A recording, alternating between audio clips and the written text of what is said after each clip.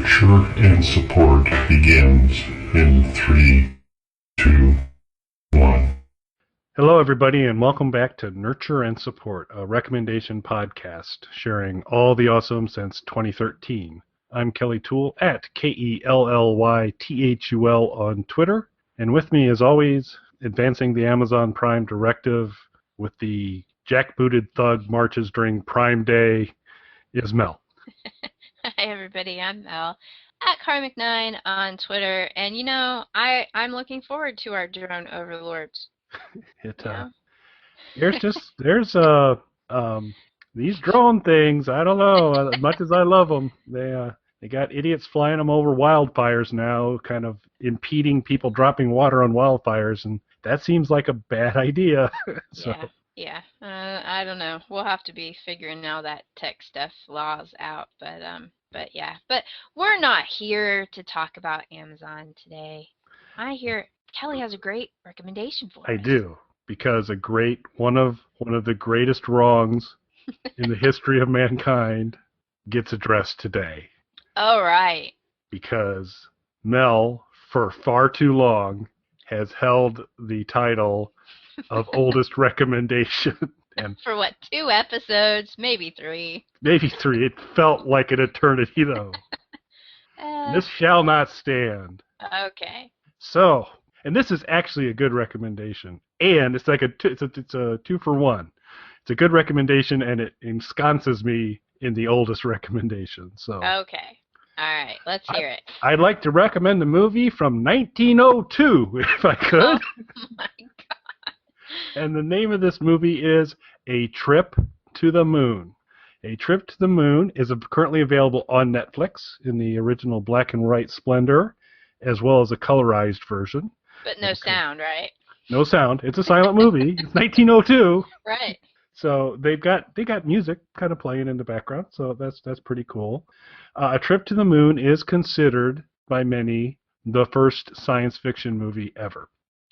It was based on Jules Verne's From the Earth to the Moon, and was directed and produced by Georges Melies, who was very big in the kind of over-dramatic style of silent movies. And many of you have probably seen at one point or time the iconic character of there's the man on the moon that's sitting there, and it's a big moon and a human face kind of in the middle of it, and all of a sudden there's this big bullet or rocket or capsule that crashes into one of its eyes, and there's moon drippings coming down. Well, that is from this movie.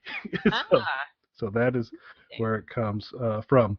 Filmed in 1902, lavish special effects in terms of at the time. And the rough story, and no spoilers, I hate to spoil the entire movie for you, but it is a professor, and I want to make sure I get it's Professor Barbenfoulis, who's played by producer-director Georges Melies, recommends a trip to the moon, and all of the great astronomers are gathering together, and apparently they dress like kind of a cross between Dumbledore and the sorcerer from Fantasia. Yeah. So they kind of got astrology and astronomy mixed up. It seems to be a bit of a mix, and there's a lot of harumphing going on, and so, no, we're going to go to the moon, and pack your stuff, get your moon traveling clothes on, and they go, and they make their way to the moon by means of a very large bullet-shaped capsule that they put into a big cannon that gets fired and rams into the moon's eye. And then they journey on the moon and come across a group of folks called Selenites, who are the moon's inhabitants, who are very gymnastic and turn into a puff of smoke when you smash them. So it's kind of like a Mario Kart thing. And eventually they come back from the moon with one of the Selenites and have a parade, and they get a statue. So it is really cool to watch because it is kind of a landmark film. It's actually considered from like the Smithsonian's top 200 films. It's actually film number 84. Wow. On there. It's considered the first science fiction movie. It's pretty fun. I think the most important thing to note is it was released in 1902. But the other kind of pretty cool thing is I came across it because I'd seen the moon image a lot, And I said, I need to probably see this thing at some point to get an idea of what it's like. But there were two versions on Netflix, and they're both still on Netflix. Is the color version. About 4% of Melies' work was actually colorized. So this is, I know Mel's got an issue with Ted Turner, but colorizing stuff. But what you may want to do is go after Elizabeth Toulier, who had a coloring lab in Paris in 1902, and she would color about 4% of his movies. So you actually get to see kind of the colorized version where they hand did whatever they needed to do to the film for it. So not only the first science fiction film, probably the first colorized film as well. Cool. That's pretty neat. So it's pretty fun. The astrologers are a hoot. Their scene's pretty good. You get to see that iconic scene. The only part that I haven't exactly figured out is that for most of the science parts, and so this may actually be a precursor to some of our sci-fi science things, is that the like when they need to roll out the capsule or put the capsule into the big gun, it's all tended to by a group of about 15 women in 1902 era cross kind of a swimsuit beret thing, and they're just happily doing these things. They're kind of the capsule girls and all that, and they wave and all that kind of stuff. So, but it's pretty cool thing. It's definitely a piece of movie history. It's a super old recommendation, and it's my recommendation for this week. So about how long is this super old movie? 8 minutes. Seriously? Yeah. Oh. It's not it's 8 to 10 minutes long. Oh, I can watch 8 to 10 minutes. I was like going, if it's like 60 minutes, I don't know if I have No. time.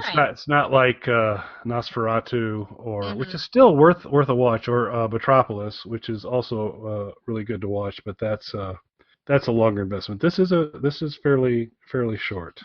So those capsule girls had to work really fast. Yeah, 9 minutes. It depends, I guess, on the frames per minute, but 9 minutes is basically what they're saying. So. Huh. Cool. Made with a budget of £10,000. Wow. So. Interesting. I didn't know that was the first science fiction movie, and that it went all the way back to 1902. So. I think Kelly's record is going to have to stand for a while. I don't think I'm going to beat that, so I will graciously concede I didn't get a trophy, but had you got a trophy, it'd be coming my way. So. That's right. Well, this is one of those shows where our recommendations are not going to be compatible. Because it's a 1903 movie. Yes.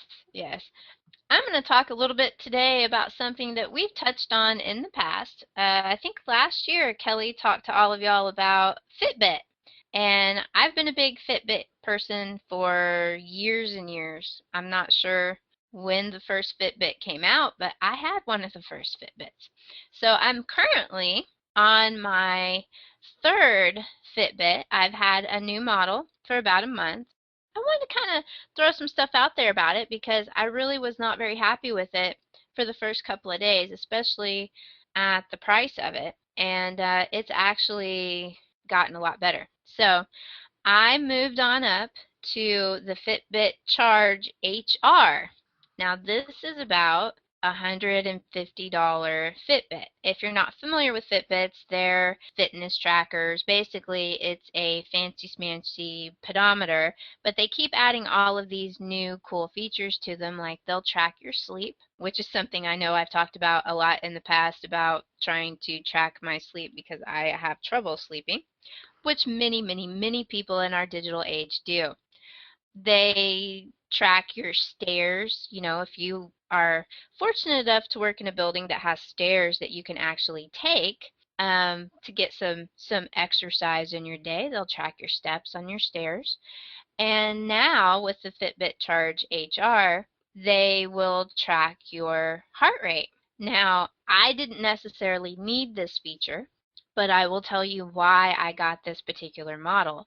There's actually a model that goes above the Charge HR, and that's called the Fitbit Surge. That is a humongous piece of equipment to wear on your wrist, and it actually runs $250, and it does a lot of neat stuff that only only a hardcore athlete would really need. Not being a hardcore athlete, I really don't need the Charge HR, but I got it for the wristband. If any of you out there are Okay. familiar with the new model of the wrist-worn Fitbits and all of the other health monitors, a lot of them are coming with these weird silicone wrist straps that don't actually feature buckles like a watch would anymore. They have these holes and these little silicone tabs that are supposed to fit into those holes, and they're not very secure. So after reading for years and years how people lose these little devices because that strap comes undone, I really, when I decided I wanted a new one, I really looked at that particular issue. The Charge HR is the Charge HR and the Surge are the only ones that actually come with an old-fashioned typed watch band with a buckle and a little metal tab that goes through a hole in the strap. So it's not going to come off.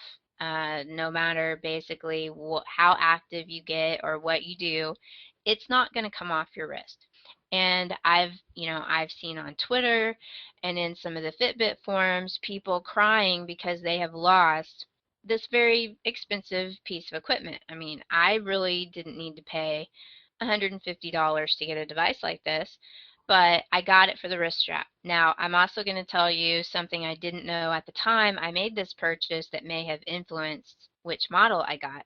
So I've had the original Fitbit, and I had the Fitbit 1, and the Fitbit 1 is the one I've used for the last several years, and I was really pretty happy with it. It had the same issue of it being a little capsule type thing that fit into a little silicone holder that clipped to your belt or clipped to your pocket or something like that.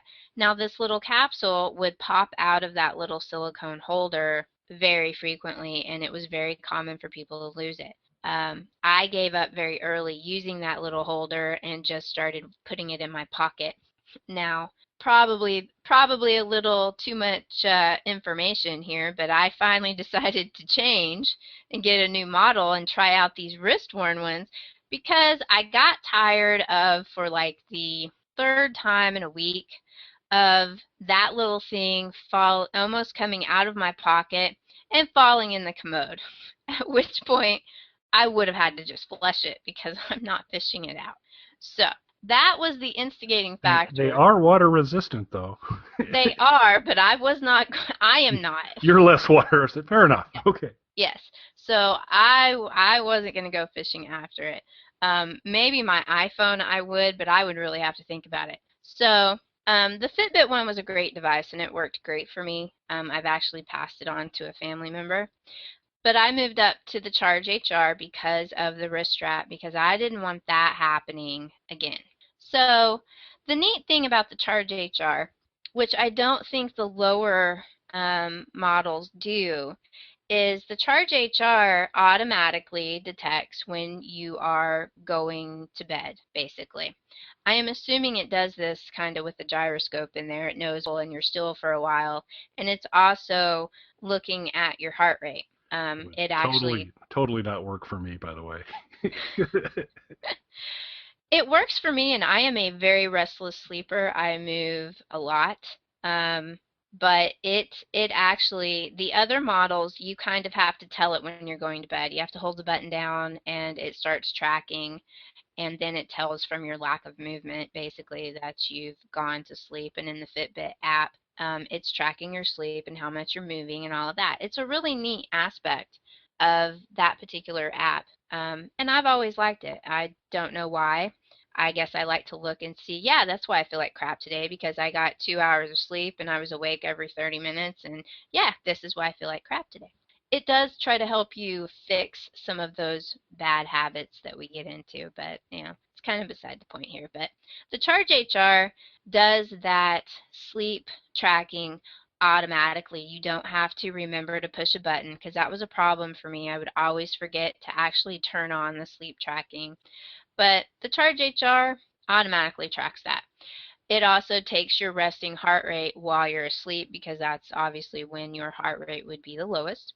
Now, people question whether heart rates taken by home monitors of any variety are very accurate, but the essence of them comes into the consistency of how it's testing. I've actually tested mine against the heart rate monitor, a real chest strap type heart rate monitor, and the heart rate monitor that's built into like the handles of my treadmill, and it's been spot on with both of those, which I thought was pretty good. So I don't technically need that. It just came with this model because it had the wrist strap that I wanted. So I like that. Now, after I bought it, the first couple of days I was wearing it, it was wildly inaccurate in step counting.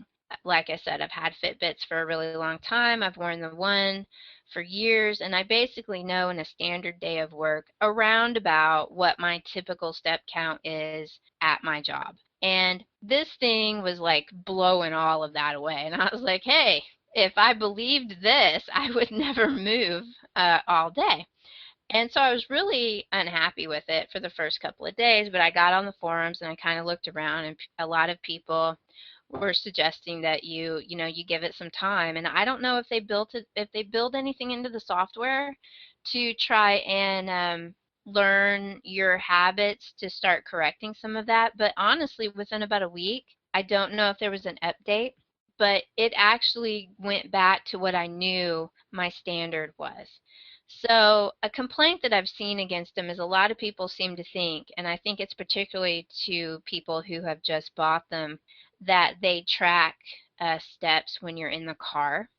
And there is actually an app, and I didn't write it down, but there's an app out there to for you to start when you get into your car, and it will automatically basically deduct all of the steps that the Fitbit tracks until you turn off that little app.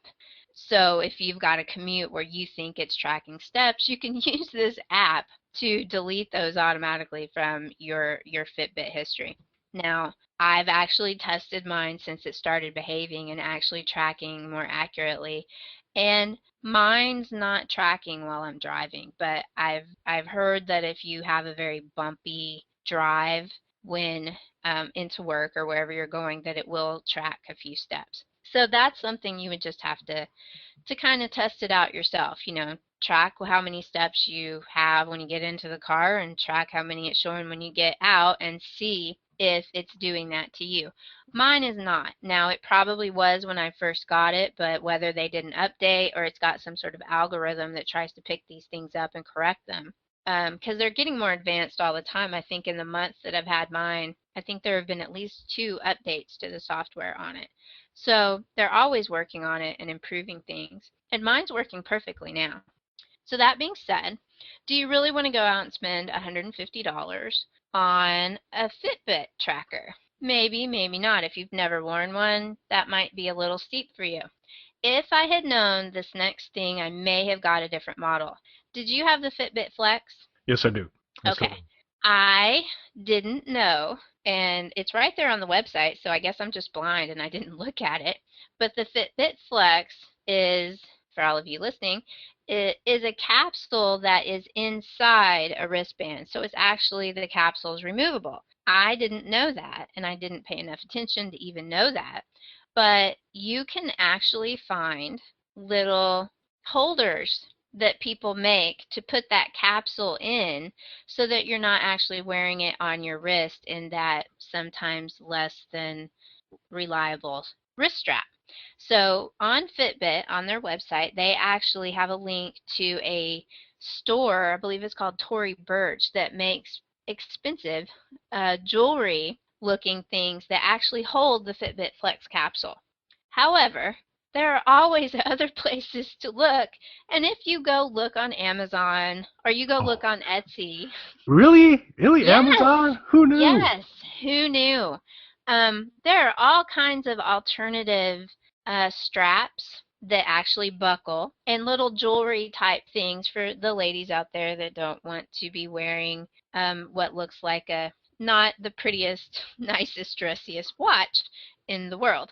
all the time if they're going out and they still want to get credit for their steps, because we live in a society where we need to gamify these things, and you're reaching a goal. That's what Fitbit has kind of done with all of this. You set goals and turns it sort of into sort of a game. May not be the funnest game in the world, but a game to reach your step goal for the day.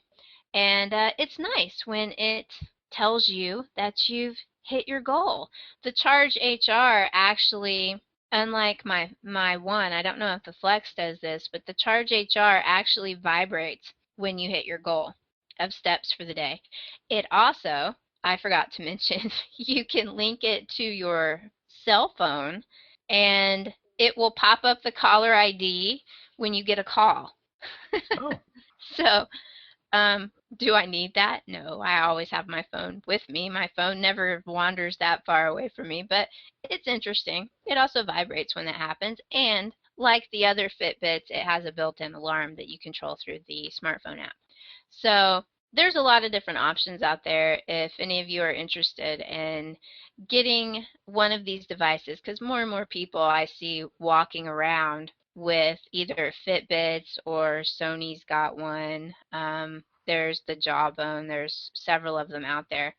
You see people walking around with them all the time, and if you want to know what the big deal is about, it's kind of gamifying things. There are a lot of apps out there that actually sync with Fitbit to help you track the activity that you're doing, and you can also track the food that you're eating and things like that. I know I've seen a lot of people in our sort of Twitter friend circle on there who've been using MyFitnessPal lately to track what they're eating. Well, the Fitbit app actually will sync with all sorts of these different things. And the more active you are, it will actually go in and take that, or actually add those, basically the calories that you spent in the day being active, it'll add it back into your calorie goal in most of those apps. MyFitnessPal is just one of them. There's Spark People, which is the one I like. But it'll add them back in, so you get to eat more food if you're active enough with your Fitbit, and that's great. The Fitbit Charge HR, it's a little pricey, but I actually am really enjoying mine. I like it. I don't have to worry about the strap coming off. I may have gone ahead and gotten the Flex if I had known that there were other options to put the capsule in, but I really don't have any complaints about the Charge HR now that I've gotten used to it and it's behaving and tracking properly. So I recommend basically any of the Fitbit products. The Flex is only $100, I believe, Yep. and the Charge HR is $150. So take your pick. You can usually pick them up off of other people like me who upgrade to another one. Like I said, I passed my one off to a family member so that they could get an idea of how these things work and see if they wanted to move up to one of the wearable ones that go on the wrist and things like that. So they're pretty cool devices. I'm happy with mine. And if you've never tried one, I recommend Fitbit. I've used them for years. I like them. They work. They have a neat little app that works. I've never had a problem with their app not syncing, not working properly. So give it a try if it's anything that you want to keep track of how much movement you're doing in a day, because we really sit at work a lot. Yeah, it is, and I think that's one of the biggest benefits is it kind of points that out. I mean, you know it, but when you actually have that, hey, I need to get to 10,000 steps, and you go, wow, so far today, not a lot of progress towards that. Right. It can get you up and walking around. It's part of the idea. Yeah, I've been the Fitbit Flex. Had the same problem in terms of, because it is not a particularly well designed band. Yeah. So one time I discovered it was no longer on my wrist, and I was actually at work, and I was able to go into the app on my computer and watch where it tracks steps, and I saw, okay, all the way up till noon, step, and all of a sudden at noon, stopped. And I said, well, that's right when I left the building or was coming back in the building. And so I called down to the security area right at that entry point. Mm-hmm. And I said, hey, did anybody come across a like a band type of thing, a Fitbit thing, you didn't get like, yep, I got it. And so I was able to kind of reverse engineer and say, so this is where I lost it. Mm-hmm. I ended up, what I used to wear it tighter like a watch, and that's a recipe for disaster because flexing your hand, moving it around, it would pop off. I wear it a little looser now, and I don't have the problem, but it is still not a good band. I mean, there are hacks out there for it where you can use Velcro and stuff like that. And yeah, you shouldn't have to do that when you pay that much for one of these devices. No. When you pay that much for something, it should just work. So. Yeah, and these, what you've got now, there was unfortunately something I think in between what you've got and what I've got that they actually ended up recalling because I don't remember what it was called. But it was the band wasn't hypoallergenic or something. It was causing some rashes and issues, and so people were having reactions to it, and they recalled it. I watched for that because I have a lot of weird allergies, and I have a lot of just weird skin reactions to things sometimes, and I looked for that. I was concerned about that, and that whole problem with that particular one is one of the reasons why I never looked at upgrading, and I just held on to my one. I've had zero problems with mine, and they actually tell you to wear it loosely because this particular model, to track the the heart rate, they actually want it above your wrist bone. So they want you to wear it loose enough that it can work up over your wrist bone, and that's where it wants to take your heart rate. So you don't actually want to wear it down right at your hand and as tight as you can. They tell you not to. You need to have some movement with it. And now, of course, there's all those disclaimers in there about you need to take it off and all of that. So but it's a neat product. I've been really happy with mine. And Kelly, you can get on Amazon and look for a new band for yours. That will latch like a actual buckle.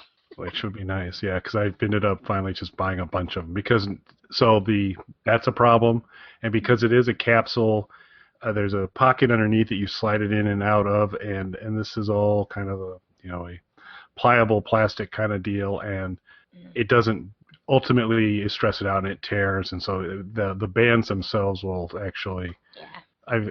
Right now it's looking to me like I get about 8 to 9 months out of a band before I've gone through. So I have a stockpile now to get me by for now.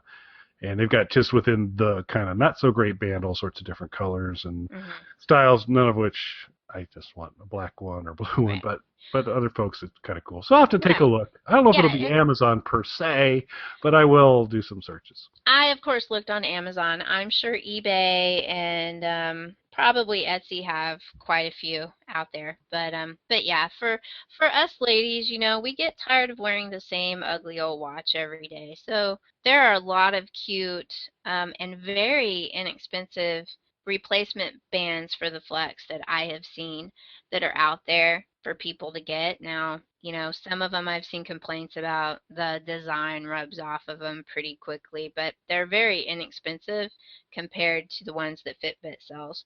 So with the Flex, you do have the flexibility to take that little capsule out and put it in other things. And what I was interested by was there are pendant ones that you can put it in and wear it as a necklace. And I've wondered how well it tracks that way. But since Fitbit themselves links to that Tory Burch site that sells them as the pendants, I would assume that they think it tracks perfectly fine worn like that. So that's also another cool option. So like I said, if I had done more research, I may have gone ahead and gone with the Flex. I probably would have.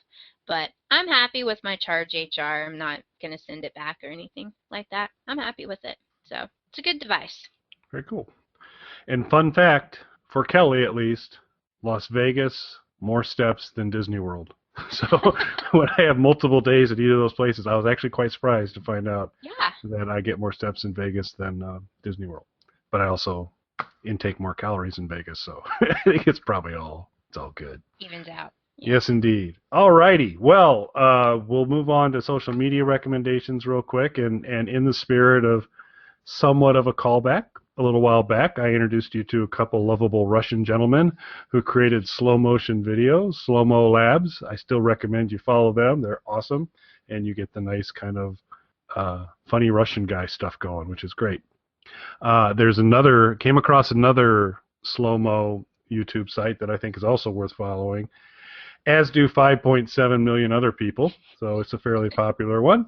And it's the Slow-Mo Guys. So we got Slow-Mo Labs, lovable Russians, and Slow-Mo Guys, fairly lovable Americans. These are just two guys, and they do some pretty interesting things. They have some pretty good equipment, it looks like, in terms of that. What caught my eye and made my recommendation is their most recent one is a 6-foot man inside of a 6-foot tall water balloon. So basically there was a large water balloon that a guy crawled into all the way up to his neck, and they stuck a garden hose in there and just started filling it. And so he sat there. So eventually he became this kind of Jabba the Hutt-esque looking thing. It's a big pink a water balloon that filled all the way up, and it was building towards the moment when it finally broke. And it's really good quality and it's fun stuff. Many other things as well on the site, whether it's watermelons or water in a swim cap or water balloon fights, all kinds of fun. They have like a water balloon fight with like 60 people, which is just kind of an amazing thing to watch. So nothing beats YouTube channels about slow motion. They're always fun to kind of watch. I'm still trying to figure out how they found a 6-foot water balloon and how that guy got in it. Yeah, it looks like an incredibly narrow sleeping bag with its pliable, and it took him a little bit to kind of get into it, but then once you started filling it up, it got roomier. But I think it was a little chilly for him. But he looks ridiculous as he's sitting there. And it takes a while for you to put enough water in a 6-foot water balloon to get it to bust. But they were successful, and it's fun. So that's the Slow-Mo Guys, to companion piece to Slow-Mo Labs. They seem very likable and enjoyable as well, as far as just kind of doing the narrative. So seem to be fun fellows. So that would be my social media recommendation for the week. All right. And that would be all of y'all's social media recommendation for the week, because I fail again. One of these days. I had one a couple of weeks ago, and then we got sidetracked, and I forgot it, and I haven't remembered it yet. I'll remember it. I'll come back across it one of these days when I get on Twitter for more than 2 seconds at a time. So. Not a problem. We'll sometime soon, I'm sure. Yeah. So, this is a hard one for me this time. Speaking of useless straps, here's Matt to tell you all the many different ways that you can connect to us through email, through Twitter, YouTube, etc. iTunes, obviously. By the way, if you're listening to the show and you like it and you get an opportunity to write a review for us on iTunes, please do. That's super helpful in terms of getting other people to notice it. So thanks for those of you who have done that. We've got a few out there. Would love more if you get a chance. So do that. Matt will give you all the particulars on how you can connect with us. And with that, I'd like to say catch you next week. At least until Matt listens to the endings of the shows and figures out that Kelly has been dissing him for how long? It's been a number of shows. At some point, we may want to just kind of cut all those intros together. Yes, anonymously drop those to him. Yeah. Yeah, we'll do a nurture and support. Matt, you should really listen to this one. And we'll just kind of, maybe that's the 100th episode, is all my Matt disses. Yeah. Yeah, we can work on that. Okay, cool. We'll see next week, folks. Thanks. You can contact us on our website, nurtureandsupport.net, or email us at nurtandsupp@gmail.com.